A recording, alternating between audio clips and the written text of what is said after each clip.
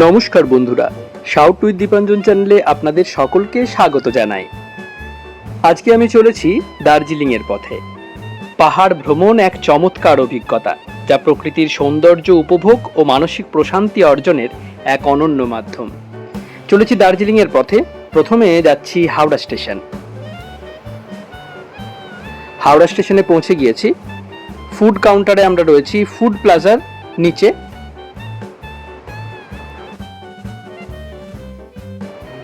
হাওড়া স্টেশনের চারপাশ আপনাদের দেখাচ্ছি।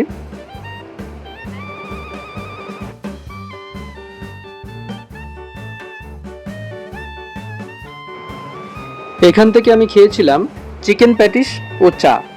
চিকেন প্যাটিস ছিল খুবই জঘন্য, একদম লো কোয়ালিটির চিকেন দিয়ে বানানো, এবং টেস্ট যতটা খারাপ তার থেকেও যেটা আমার খারাপ লেগেছিল সেটা মনে হলো এটা বাসি। ওদেরকে বলে খুব একটা কিছু লাভ হলো না। যাই হোক, এটা আমি রিভিউ দিলাম। এরপরে কিছুক্ষণের জন্য চলে এসেছিলাম ওয়েটিং লাউঞ্জে। এটা হচ্ছে হাওড়া স্টেশনের ওয়েটিং লাউঞ্জ। দুটো ওয়েটিং লাউঞ্জ রয়েছে, আমি একটিতে গিয়েছি। দেখুন, সেটা আপনাদের দেখাচ্ছি।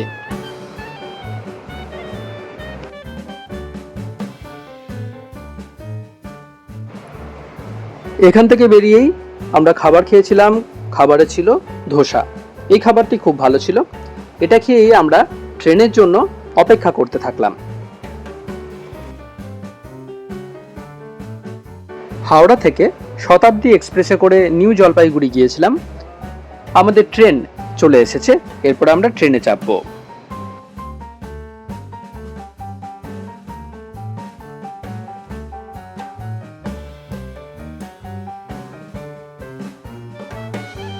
শতাব্দী এক্সপ্রেসের ভিতরের অংশটা আপনাদের দেখাচ্ছি। আমি যখন ট্রেনে চেপেছিলাম তখন প্রায় কেউই সেখানে উপস্থিত ছিল না, তাই দেখুন মাত্র এক দুজনকে দেখতে পাচ্ছেন, আর সিটগুলি সবই ফাঁকা, যদিও পরবর্তীতে সবটাই ভরে গিয়েছিল। আপনাদের দেখাচ্ছি শতাব্দী এক্সপ্রেস। ট্রেন ছাড়ার কিছুক্ষণের মধ্যেই ওরা আমাকে দিয়ে গেল জলের বোতল। জলের বোতল নিয়ে বসেছি এবং চারপাশটা দেখছি। তার মধ্যেই চলে এলো টিফিন। টিফিনের মধ্যে ছিল কচুরি, মিষ্টি, চা, চিড়ে ভাজা ও স্যান্ডউইচ। সেই টিফিনটা আপনাদের দেখাচ্ছি। চা বলতে এখানে চায়ের কিট দেওয়া হয়েছিল, সেটার মাধ্যমে নিজের মতো করে চা তৈরি করে নেওয়া যাবে। দেখুন, সেগুলো সমস্ত কিছুই আপনাদেরকে দেখাচ্ছি। খাবারের কোয়ালিটি ছিল খুবই ভালো। খাবার খেয়ে পেট একেবারে ভরে গেল এবং তার সাথে ভরে গেল মন।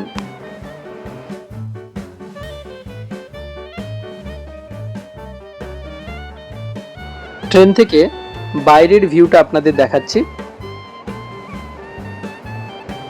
ট্রেনে বসলে অনেকক্ষণ বাইরের দিকে তাকিয়ে থাকতে কি যে ভালো লাগে তা বলে বোঝানো যায় না। বিকালে ট্রেন ছিল, তাই সন্ধে নামলো ঝুপ করে। সেই সন্ধ্যের ভিউ আপনাদের দেখাচ্ছি।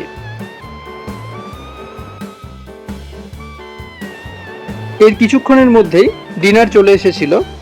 রাতের খাবারে ছিল রুটি, আলু ফুলকপি ভাজা, ডাল, চিকেন কষা, ভাত, দই, আর সব শেষে ছিল আইসক্রিম। আইসক্রিমটা আপনাদের পরে দেখাচ্ছি, কারণ ওটা পরে দিয়ে গিয়েছিল। খুব সুন্দর খাবার ছিল। তৃপ্তি ভরে খাবার খেলাম, কারণ এরপরেই কিন্তু আমাদেরকে এনজেপি স্টেশনে নামতে হবে। এই দেখুন আইসক্রিম। প্রত্যেকটা জিনিস যা যা আমাদের প্রোভাইড করা হয়েছিল সবই কিন্তু খুব ভালো কোয়ালিটির ছিল। আমরা পৌঁছে গিয়েছি নিউ জলপাইগুড়ি স্টেশনে। আজকে রাতটা আমরা স্টেশনের কাছেই থাকবো একটি রুমে। ভোরে আমরা যাব দার্জিলিং। সেই নিউ জলপাইগুড়ি স্টেশনটি আপনাদের দেখাচ্ছি।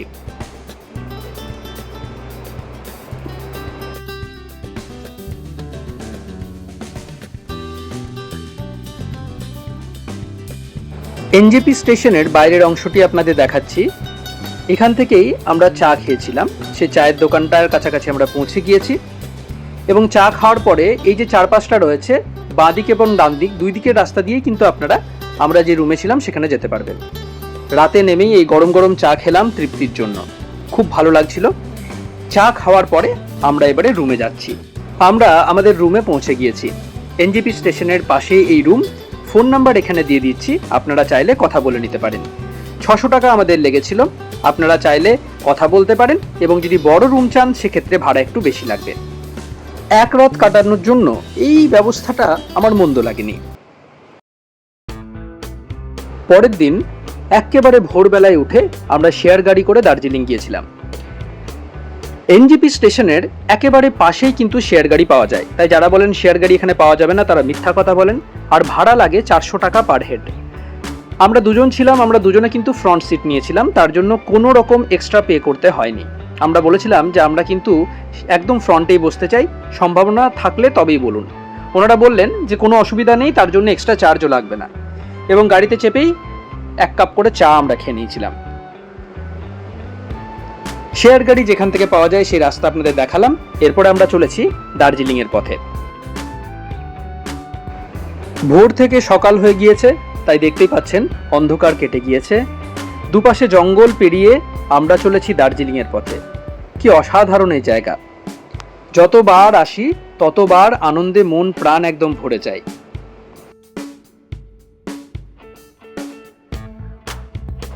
ব্যস্ত নগর জীবনের কোলাহল, ধোঁয়াশা আর চাপের মাঝে যখন মন হাঁপিয়ে ওঠে, তখন পাহাড়ের ডাকে সাড়া দেওয়া হয়ে পড়ে এক ধরনের মুক্তির পথ। সবুজে ঘেরা পাহাড়, পাখির ডাক, ঝর্ণার কলকল ধ্বনি আর ঠান্ডা হাওয়ার স্পর্শ হৃদয়কে ছুঁয়ে যায়।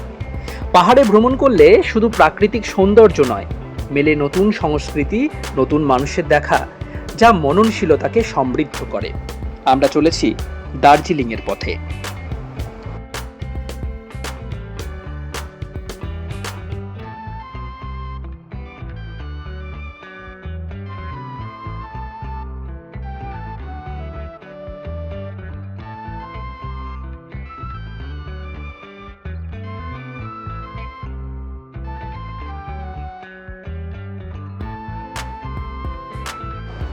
যাওয়ার পথে এখানে আমরা দাঁড়িয়েছিলাম ব্রেকফাস্ট করার জন্য। ছোট্ট একটি দোকান, কিন্তু এই দোকানে অনেক রকমের সামগ্রী রয়েছে। দেখুন, সেই জায়গাটি আপনাদের দেখাচ্ছি। কি খাবার খেয়েছিলাম তা অবশ্যই দেখাবো, তার আগে এই চারপাশের ভিউটা দেখুন।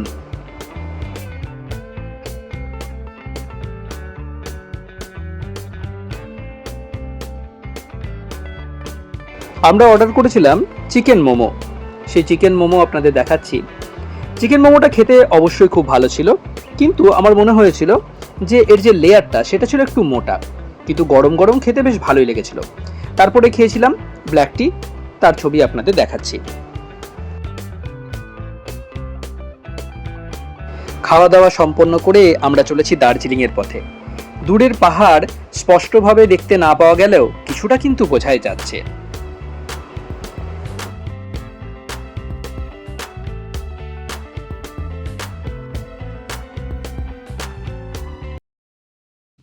আমরা চলে এসেছি দার্জিলিং স্টেশনে।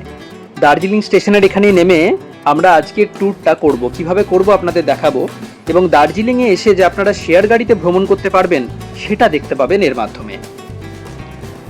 আমরা রয়েছি দার্জিলিং স্টেশনে। সেই দার্জিলিং স্টেশনের চারপাশ আপনাদের দেখাচ্ছি। দার্জিলিং স্টেশন থেকে হাঁটা পায়ে পৌঁছে যেতে পারেন ওম শ্রী গণেশায় ট্যুর অ্যান্ড ট্রাভেলসে। সেখান থেকেই আমরা শেয়ার গাড়ি করেছিলাম, আগেই কথা বলে নিয়েছিলাম, সেই জন্য খুব সুবিধা হয়েছিল।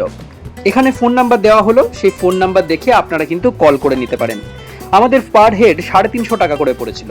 এক্ষেত্রেও বলে রাখা ভালো যে 350 টাকা দিয়ে আপনি যে ফ্রন্ট সিটই পাবেন বা ব্যাক সিটই পাবেন এমন কোনো ব্যাপার নেই, যেটা অ্যাভেলেবেল থাকবে সেটাই পাবেন। ফ্রন্ট সিটের জন্য আপনাকে কোনো আলাদা চার্জেস দিতে হবে এমনটা কিন্তু নয়। আপনারা বিভিন্নভাবে বিভিন্ন জায়গা ঘুরতে পারেন। দেখুন কোথায় কোথায় কিভাবে ঘুরতে পারেন সেটা আপনাদের দেখাচ্ছি। 7 পয়েন্ট ট্যুর আছে, 5 পয়েন্ট ট্যুর আছে, তো সেগুলো কিন্তু আমরা করতে পারি। আবার 3 পয়েন্ট ট্যুরও করতে পারি। তো এই 7 পয়েন্ট ট্যুরেই আমরা চলেছি প্রথম দিন।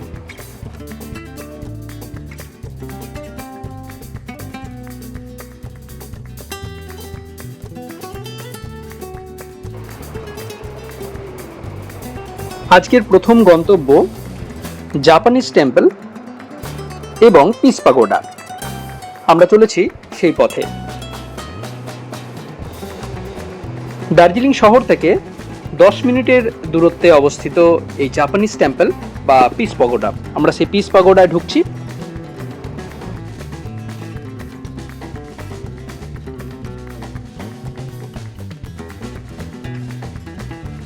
এখানে কার পার্কিং এর ব্যবস্থা আছে, আপনারা চাইলে এখানে কার পার্কিং করে যেতে পারেন। আমরা চলে এসেছি জাপানিজ টেম্পলে। জাপানিজ টেম্পল এবং পিস পাগোডা দুটো পাশাপাশি অবস্থিত। প্রথমে যাব জাপানিজ টেম্পলে, সেই জাপানিজ টেম্পলের বাইরের অংশটা আপনাদের দেখাচ্ছি। এই যে টেম্পল, জাপানিজ টেম্পল, যেটা নিপ্পনজান মৈহজি বুদ্ধিস্ট টেম্পল নামেও পরিচিত। আমরা রয়েছি সেই জাপানিজ টেম্পলে। এখানে ঢোকার জন্য বাইরে আপনাকে জুতো খুলে নিতে হবে। আমরাও জুতো খুলে নিয়েছিলাম, খুলে ভিতরে প্রবেশ করেছিলাম।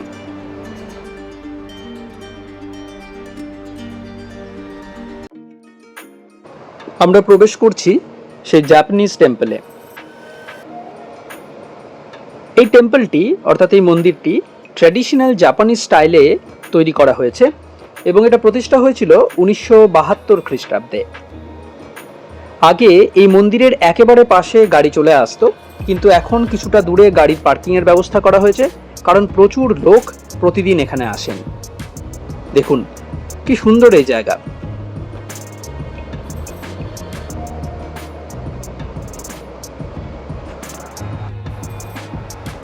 এখানে ঢুকলে আপনারা যার ছবি দেখতে পাবেন তিনি হলেন ফুজি গুরুজি। এখানে সেই মডেলও রয়েছে বুদ্ধর, যেটা দেখে আপনারা ধারণা করতে পারবেন যে এটা একটি বুদ্ধিস্ট রিলিজিয়াস টেম্পল। দেখুন সুন্দর এই শোভা।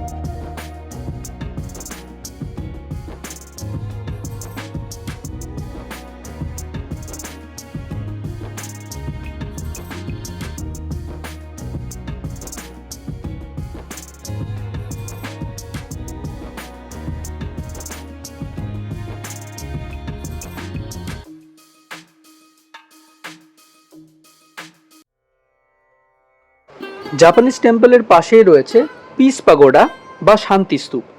এখান থেকে বেরিয়ে আমরা চলেছি সেই পিস পাগোডায় বা শান্তি স্তূপে। দার্জিলিং শহরে অবস্থিত এই পিস পাগোডা বিশ্বের সকল জাতি ও ধর্মের মানুষের মিলন ও বিশ্বশান্তির বার্তা প্রচারের জন্য স্থাপিত। অন্যান্য বহু শান্তি স্তূপের মতো এটিও জাপানি বৌদ্ধ সন্ন্যাসী ও নিপ্পনজান মিয়োহজি সম্প্রদায়ের প্রতিষ্ঠাতা নিচিদাৎসু ফুজির তত্ত্বাবধানে নির্মিত। শান্তি স্তূপের ভিত্তিপ্রস্তর স্থাপিত হয়েছিল 1972 সালের 3রা নভেম্বর। স্থাপন করেছিলেন নিচিদাৎসু ফুজি। এটি উদ্বোধন করা হয় 1992 সালের 1 নভেম্বরে। এই শান্তি স্তূপের নকশা এঁকেছিলেন এম ওহোকা। এর উচ্চতা 28.5 মিটার প্রায় এবং ব্যাস 23 মিটার। সেই সুন্দর জায়গা আপনাদের দেখাচ্ছি এবং এর চারপাশের ভিউ। গৌতম বুদ্ধের জীবনের বিভিন্ন অবস্থাকে এখানে খুব সুন্দরভাবে দেখানো হয়েছে। আপনারা যদি এখানে আসেন তা খুব ভালোভাবে দেখতে পাবেন। দেখুন বিভিন্ন অবস্থা আমি আপনাদের দেখাচ্ছি, আলাদা আলাদা অবস্থাকে কি সুন্দরভাবে যেন গল্পের আকারে বর্ণনা করা হয়েছে। আপনারা এলে পুরোটা যদি ঘুরে দেখেন তাহলে এটা টের পাবেন। শুধুমাত্র সামনেরটুকু দেখে যদি চলে যান তাহলে কিন্তু অনেক কিছু মিস করে যাবেন। ধীরে ধীরে আপনাদেরই দেখাচ্ছি পিস পাগোডা।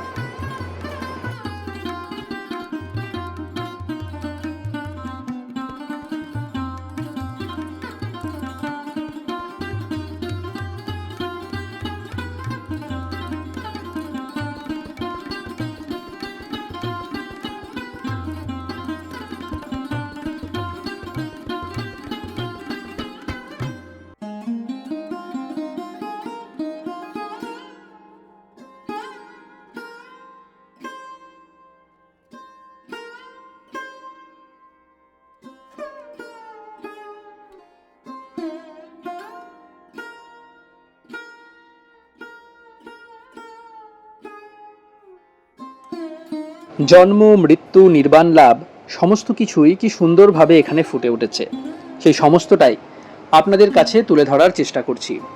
নির্বাণ লাভের কথা বলছিলাম, দেখুন এবারে সেটাই আপনাদের দেখাচ্ছি, নির্বাণ লাভ।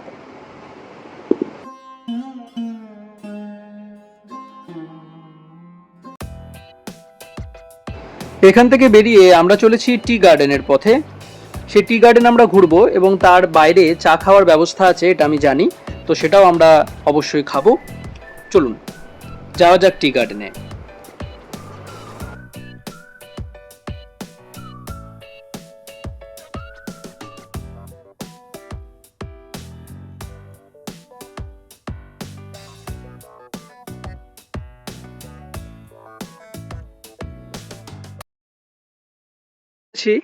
টি গার্ডেনে, টি গার্ডেনের দৃশ্য আপনাদের দেখাচ্ছি। খুব সুন্দর একটা জায়গা, কিন্তু কুয়াশার জন্য চারপাশ ঢেকে রয়েছে এবং ঢেকে থাকার জন্য অনেক কিছুই দেখা যাচ্ছে না। আমরা বেশ কিছুটা নিচে নেমেছিলাম, ওই জন্য কিছুটা হাঁপিয়ে গিয়েছি। চলুন ভিউটা দেখাই আপনাদের।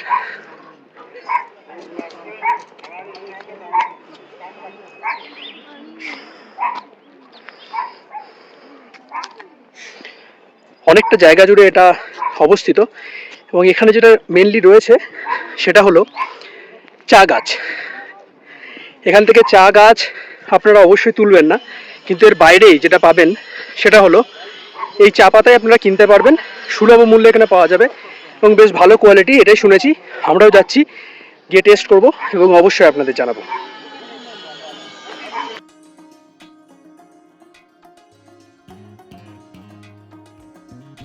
এই চা বাগানের ভিতরের অংশগুলো আপনাদের দেখাচ্ছি, দেখুন উপর থেকে নিচ এবং নিচ থেকে ওপর পুরোটা অংশই কিন্তু খুব ডিটেলে আপনাদের দেখানোর চেষ্টা করছি।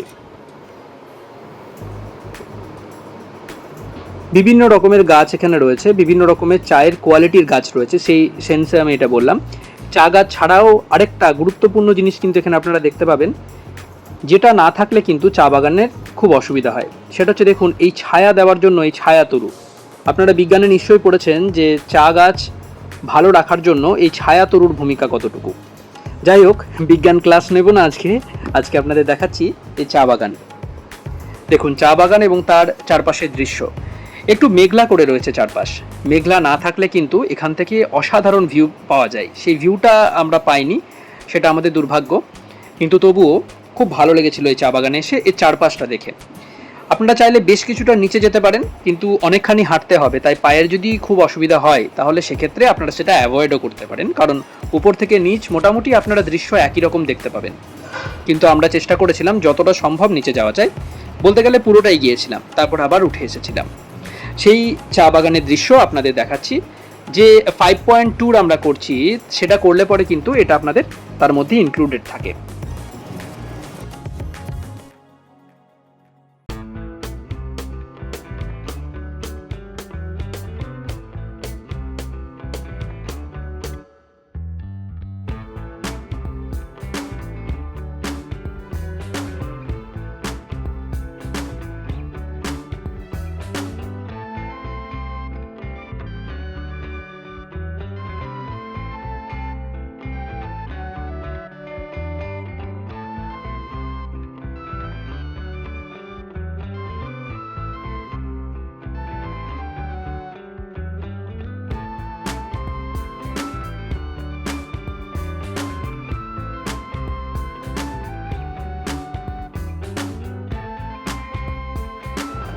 এখানে কিছু জিনিসপত্র ক্রয় করার দোকান রয়েছে, সেই দোকানে আপনাদের নিয়ে এসেছি। এখান থেকে বিভিন্ন জিনিস আপনারা চাইলে ক্রয় করতে পারেন, অবশ্যই সাজ সরঞ্জামের জিনিস। এখান থেকে সেরকম কোনো জিনিস ক্রয় করিনি, আমার ক্রয় করার ছিল না, কিন্তু আপনারা চাইলে অবশ্যই এখান থেকে ক্রয় করতে পারেন। এরপরে যেখানে গিয়েছিলাম সেটি হলো এখানে চায়ের দোকান। এই চায়ের দোকানগুলিতে আপনারা চা টেস্ট করতে পারেন এবং টেস্ট করার পরে আপনারা চাইলে এখান থেকে চা কিনতে পারেন। আমি 2-3 রকম চা টেস্ট করেছিলাম, কিন্তু একেবারেই ভালো লাগেনি। সত্যি কথা বলতে গেলে কোয়ালিটি আমার খুব একটা ভালো লাগেনি, সেজন্য এখান থেকে আমি চা কিনিনি। চা আমি পরবর্তীকালে কিনেছি। তো চায়ের জায়গাটা আমার ভালো লাগেনি। আরও একটা বিষয় যেটা আমার এখানে বলার, সেটা হচ্ছে আপনার গাড়ি যে দোকানের সামনে দাঁড়াবে আপনাকে বাধ্যতামূলকভাবে সেখান থেকেই কিন্তু চা খেতে হবে, আপনি যদি খেতে চান। অন্য জায়গাতে কিন্তু আপনাকে চা দেবে না। যাই হোক, পাশের একটি দোকানে গিয়ে আমি মোমো খেয়েছিলাম এবং এটা জানতে পারলাম এইভাবেই যে মোমো খাওয়ার পরে আমরা চা খেতে চেয়েছিলাম। তখন উনি বললেন যে আপনার গাড়ি কত নাম্বার দোকানের সামনে দাঁড়িয়েছে। আমরা জানানোই তারা বললো যে আচ্ছা, তাহলে আপনাদের ওখানেই চা খেতে হবে। যাই হোক, ওখান থেকে বেরিয়ে আমরা যেখানে এসেছি সেটা হলো তেনজিং রক। এই তেনজিং রকে আপনারা কিন্তু আরোহণ করতে পারেন। আগে আপনাদের রকটা দেখালাম, এবারে ঢোকার রাস্তাটা দেখাচ্ছি। এই রাস্তা দিয়েই আমরা ভিতরে গিয়েছিলাম।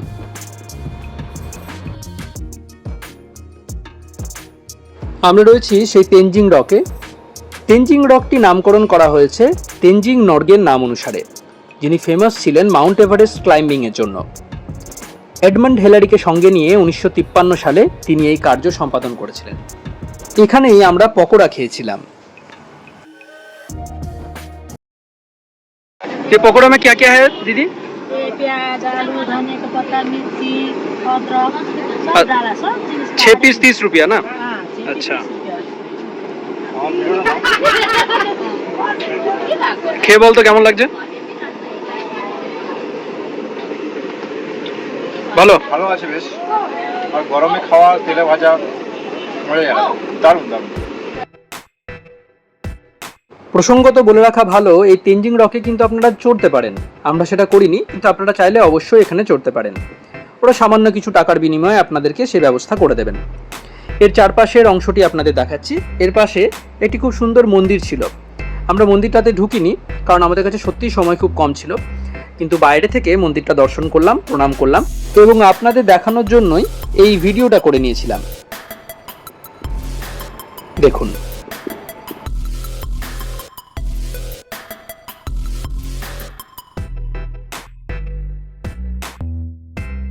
আমাদের পরবর্তী গন্তব্য Padmaja Naidu Himalayan zoological park.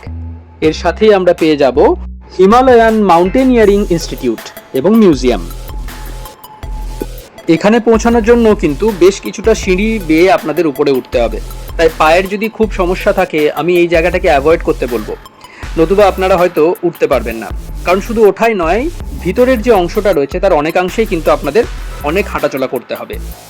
যাই হোক, আমরা চলে এসেছি পদ্মজা নাইডু হিমালয়ান জুলজিক্যাল পার্কে।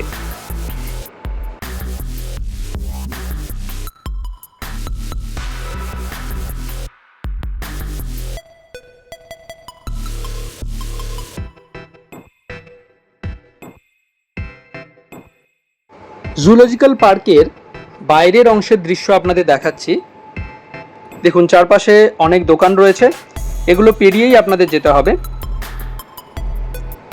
সেই দোকানে আপনারা চাইলে কিছু কেনাকাটা অবশ্যই করতে পারেন, কিন্তু আমরা ভিতরেই বেশি সময় কাটাতে চেয়েছিলাম বলে এখানে খুব একটা কেনাকাটা করা হয়নি।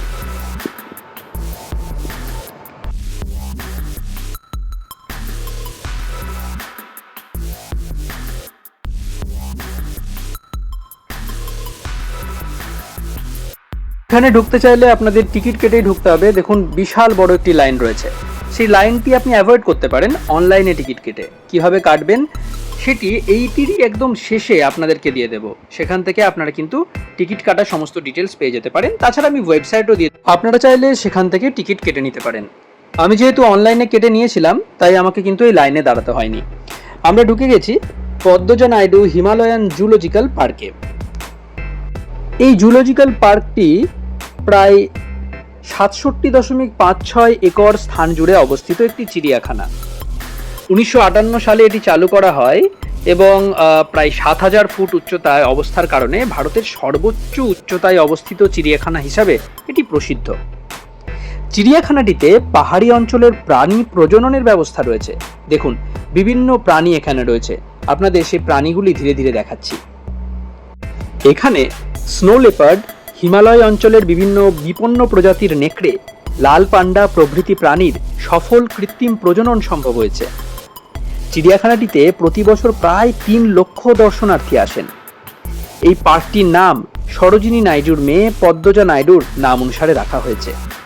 চিড়িয়াখানাটি রেড পান্ডা প্রোগ্রামের ক্ষেত্রে ভারতের সেন্ট্রাল জু অথরিটির কেন্দ্র হিসেবে কাজ করে এবং এটি world association of zoo and অ্যাকোয়ারিয়ামের একজন সদস্য। আপনাদের দেখাচ্ছি সেই চিড়িয়াখানার বিভিন্ন প্রাণীদের। এখন দেখছেন বার্কিং ডিয়ার।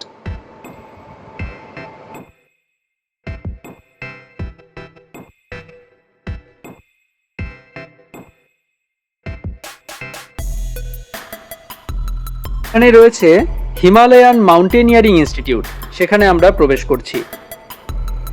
পর্বত আরোহণকে একটি সংগঠিত খেলাধুলা হিসাবে প্রোৎসাহিত করার জন্য 1954 সালের 4 নভেম্বর দার্জিলিংয়ে এটা প্রতিষ্ঠা করা হয়। তেনজিং নোরগে এবং এডমন্ড হিলারি দ্বারা মাউন্ট এভারেস্টে প্রথম আরোহণ পর্বত আরোহণকে অঞ্চলের মানুষের জন্য একটি অত্যন্ত সম্মানিত প্রচেষ্টা হিসাবে স্থাপন করতে উৎসাহের সৃষ্টি করে। দেশের প্রথম প্রধানমন্ত্রী জওহরলাল নেহরুর উদ্দীপনায় HMI দার্জিলিংয়ে প্রতিষ্ঠিত হয়। তেনজিং নোরগে এই সংস্থার বহিরঙ্গন প্রশিক্ষণের প্রথম ডিরেক্টর ছিলেন। HMI-তে নিয়মিত অ্যাডভেঞ্চার, বেসিক এবং উন্নত মাউন্টেনিয়ারিং কোর্সগুলি সঞ্চালনা করা হয়। এগুলি খুব সর্বাঙ্গীন কোর্স। পর্বত আরোহণকে প্রোৎসাহন দেবার জন্য এই কোর্সগুলিতে অনেক ভর্তুকি দেওয়া হয়। এমনকি অন্ধদেরও এই কোর্স করার সুযোগ রয়েছে। আমরা রয়েছি সেই হিমালয়ান মাউন্টেনিয়ারিং ইনস্টিটিউটে। এরপরে আমরা মিউজিয়ামে প্রবেশ করব।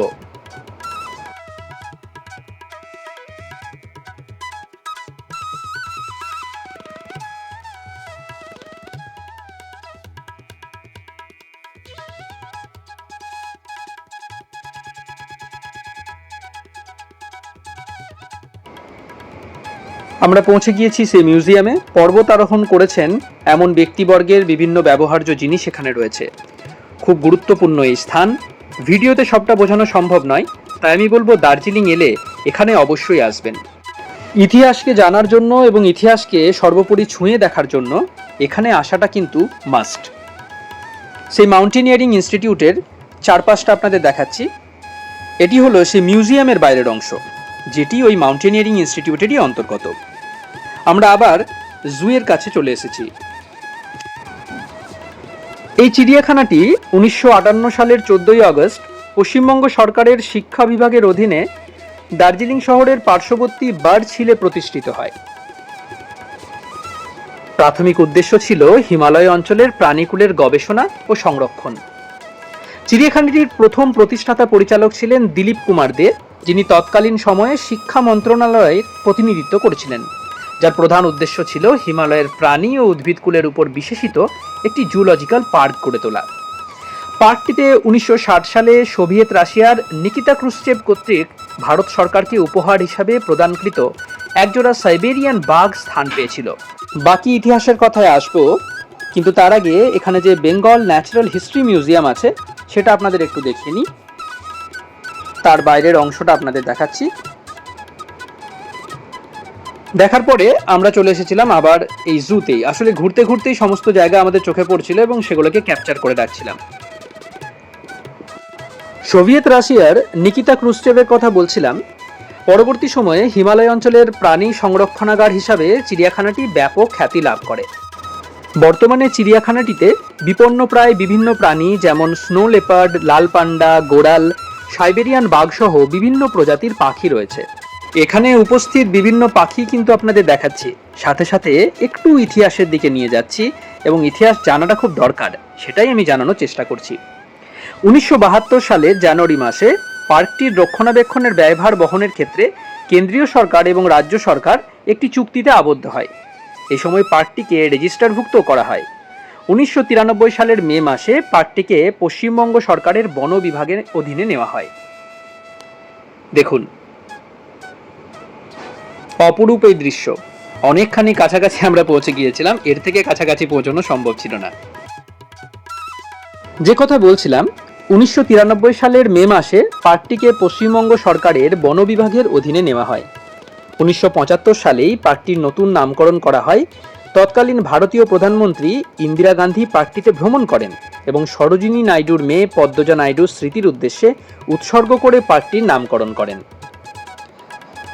এই পার্কের চারপাশ আপনাদের দেখাচ্ছি। এই চিড়িয়াখানায় বিপন্ন প্রাণী স্নো লেপার্ড, লাল পান্ডার প্রজনন করা হয়েছে, একথা আমি প্রথমেই বলেছি। স্নো লেপার্ডের প্রজনন 1983 সালে শুরু করা হয়। এক্ষেত্রে জুরিক যুক্তরাষ্ট্র লে লাদাখ থেকে আনা স্নো লেপার্ডের সাথে প্রজনন সম্পন্ন করা হয়। অপরদিকে লাল পান্ডার প্রজনন কর্মসূচি শুরু হয় 1994 সালে। এছাড়াও চিড়িয়াখানাটিতে অন্যান্য প্রজাতির প্রাণী যেমন নীল ভেড়া, হিমালয়ের মোনাল, ধূসর ময়ূর, হিমালয়ের স্যালামান্ডার, তিব্বতীয় নেকড়ে, রক্ত রঙিন পাখি ইত্যাদি প্রাণীর প্রজনন করা হয়। 2019 সাল থেকে জার্মানির বার্লিন থেকে আনা ভুটানের জাতীয় প্রাণী মিশমি টাকিন সকলের দেখার জন্য আনা হয়। ভবিষ্যতে যাদের প্রজনন ঘটিয়ে বংশবৃদ্ধির পরিকল্পনা রয়েছে। চিড়িয়াখানাটি লাল পান্ডা, হিমালয়ের স্যালামান্ডার, তিব্বতীয় নেকড়ে এবং স্নো লেপার্ড প্রজনন ও সংরক্ষণের জন্য বিখ্যাত। আমরা রয়েছি সেই জুলজিক্যাল পার্কে এবং আপনাদের দেখাচ্ছি তার চারপাশ।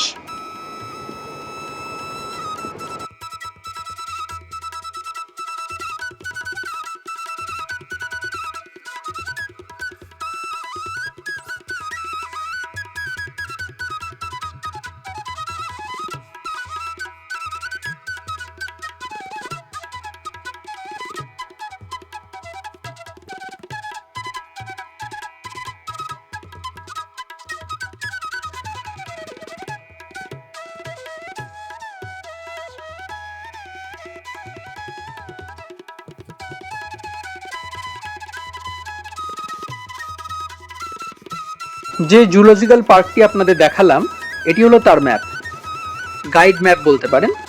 সেই ম্যাপটি আপনাদের দেখাচ্ছি, এরপরে আমরা বেরোবো এবং তারপরে আপনাদের দেখাচ্ছি একটি কিউআর কোড। এই কিউআর কোডটি স্ক্যান করে আপনারা কিন্তু খুব সহজে বাড়িতে বসেই টিকিটটা বুক করে নিতে পারবেন। যেদিন আসতে চাইছেন সেই ডেট দেখে আপনারা বুকিং করতে পারেন। এরপরে আমাদের ফেরার পালা মানে যেখান থেকে আমরা গাড়িতে চেপেছিলাম সেখানেই আমরা আবার ফিরে যাচ্ছি। সেখান থেকে আমরা আমাদের হোটেলের পথে যাব, তার আগে লাঞ্চ করব।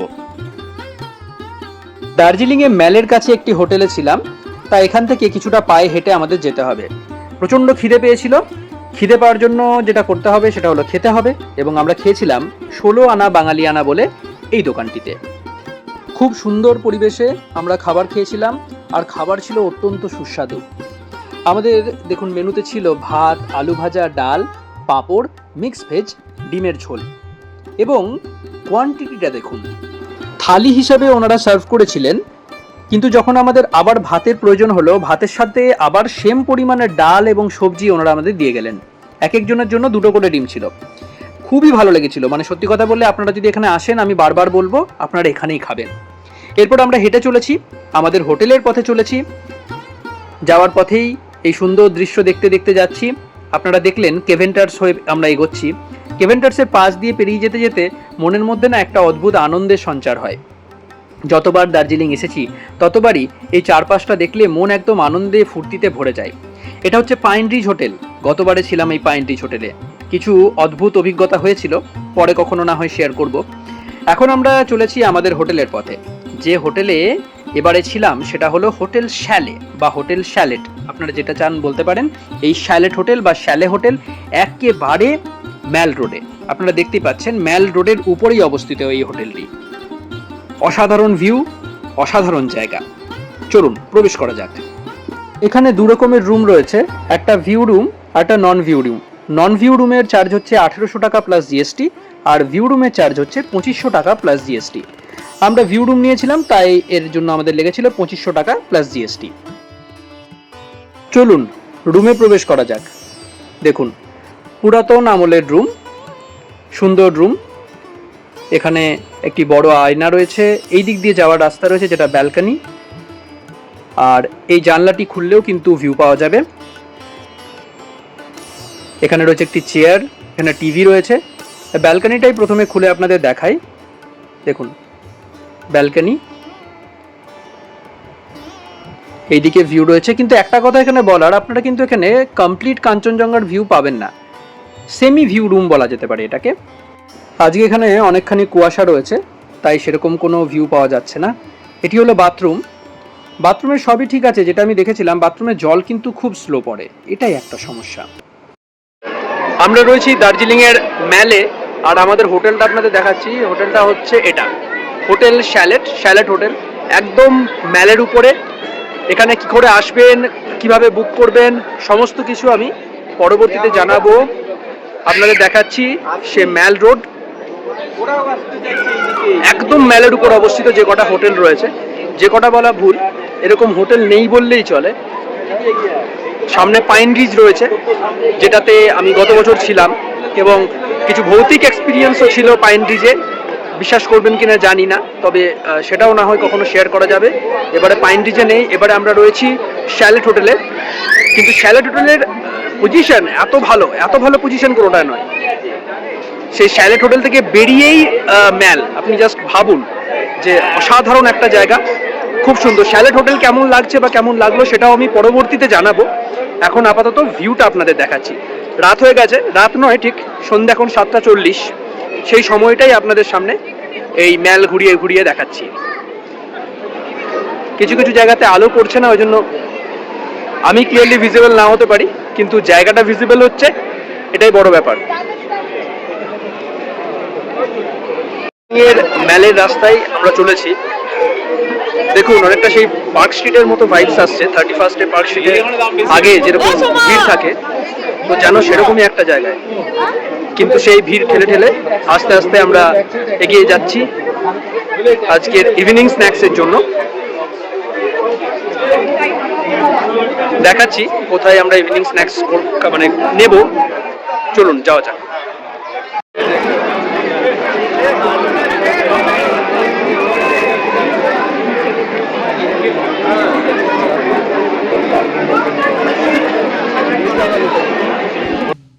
আমরা প্রবেশ করছি গ্লেনাডিসে।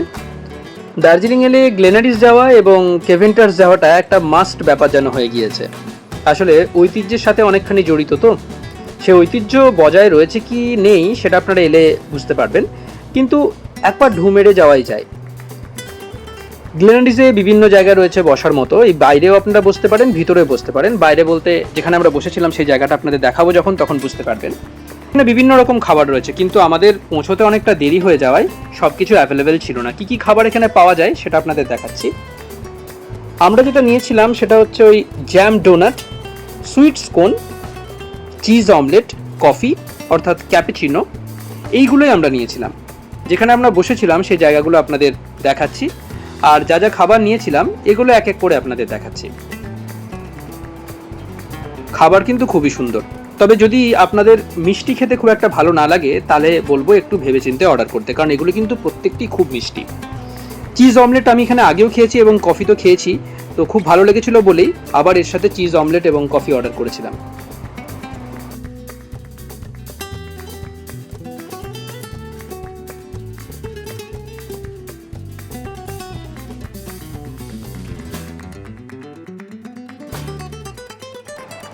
সন্ধে কিন্তু পেরিয়ে গিয়েছে, প্রায় রাত হতে চলল। আমরা রয়েছি গ্লেনাডিসে।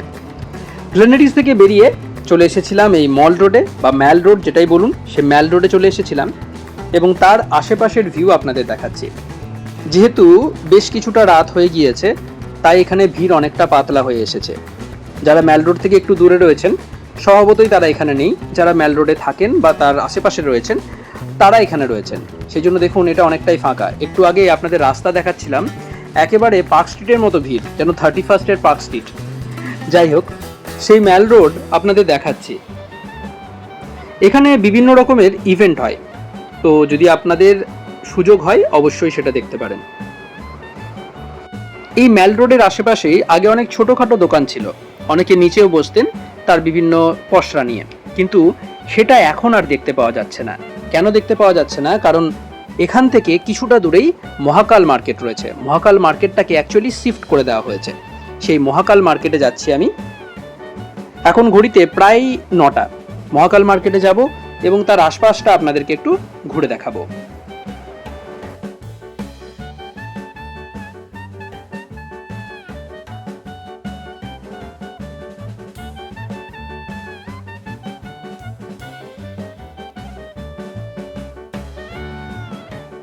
আমরা চলে এসেছি মহাকাল মার্কেটে। বিভিন্ন দোকান এখানে রয়েছে,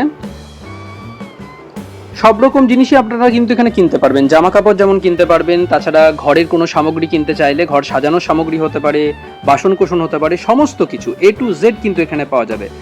আমরা প্রথমে ঢোকার সময় ভাবছিলাম যে এটাতে হয়তো তেমন কিছু পাওয়া যাবে না, বা এত ছোট ছোট দোকানে কতটাই বা পেতে পারি, কিন্তু যখন ভিতরে এক একটি দোকান ঘুরে ঘুরে দেখলাম তখন দেখলাম অনেক কিছু কিন্তু এখান থেকে পাওয়া যাবে। আর দেখুন কি সুন্দর মা সরস্বতীর মূর্তি। জিটিএর আন্ডারে এটা পুরোটাই পড়ছে, জিটিএর আন্ডারে। যে ভবনটি রয়েছে সেটির নাম গোর্খা রঙ্গমঞ্চ ভবন।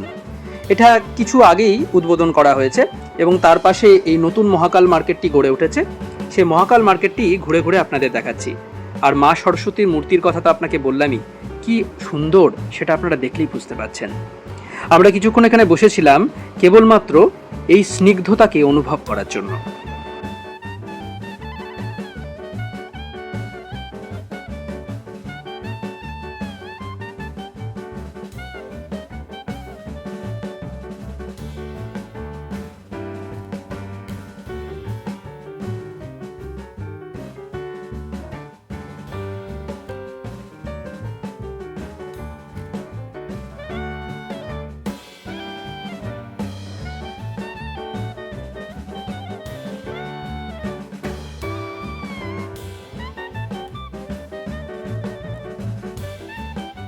শুধু কেনাকাটা নয়, আপনারা চাইলে কিন্তু এখানে পেট পুজোও করতে পারবেন, কারণ পেট পুজোর জন্যও রয়েছে ভরপুর আয়োজন। যে দোকানগুলি একটু আগে আপনাদের দেখালাম সেখান থেকে কিন্তু আপনারা খাবার ক্রয় করতে পারেন, এখানে বসেও খেতে পারেন, দুটির ব্যবস্থাই রয়েছে।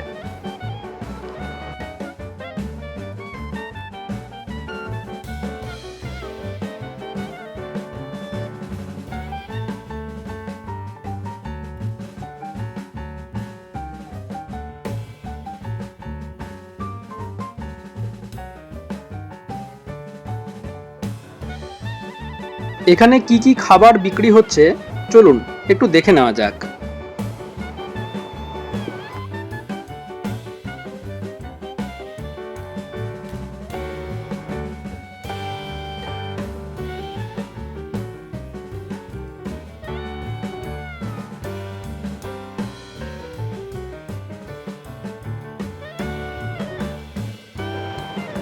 এরপরে আমরা চলে এসেছিলাম ম্যাল রোডে এবং যে দোকানটিতে গিয়েছিলাম সেটি হলো হাবিব মাল্লিক অ্যান্ড সানস।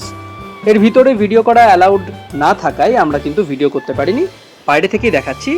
এখানে এলে এই দোকানটিতেও একবার ঢু মেরে যেতেই পারেন এবং চাইলে পেয়ে যেতে পারেন বিভিন্ন জিনিস। ম্যাল রোডের পাশেই রয়েছে ফ্রেঞ্চ ফর্ক বলে একটি দোকান। রাতের খাবার খাওয়ার জন্য আমরা এই দোকানটিতে গিয়েছিলাম। দেখুন এখানে বিভিন্ন রকমের খাবার রয়েছে, কি কি খাবার এখানে পাওয়া যাচ্ছে সে সমস্ত কিছুই আপনাদের দেখাবো। এর চারপাশটা একটু আপনাদের দেখিয়ে দিই। ছোট্ট একটি দোকান, সেই দোকানের মধ্যে আপনারা কন্টিনেন্টাল পাবেন, চাইনিজ পাবেন, বিভিন্ন রকমের খাবার দাবার পাবেন। খাবারের মেনুটা চলুন একবার দেখিয়ে দিই।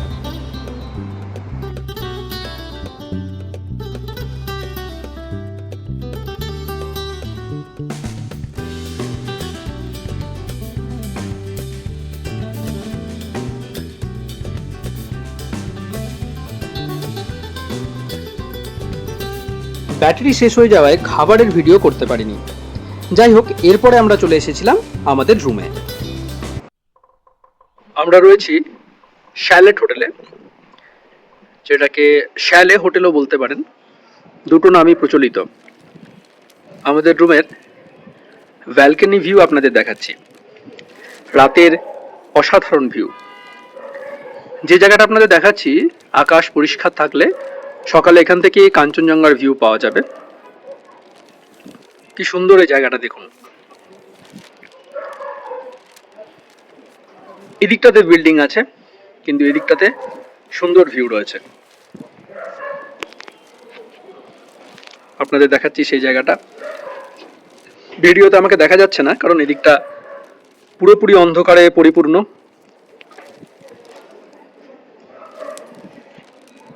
দূরে বাড়িতে বাড়িতে আলো জ্বলে উঠেছে আর আমরা এখানে বসে সেই আলো দেখে আশান্বিত হচ্ছি যে কালকে কাঞ্চনজঙ্ঘার দৃশ্য আমরা দেখতে পাবো।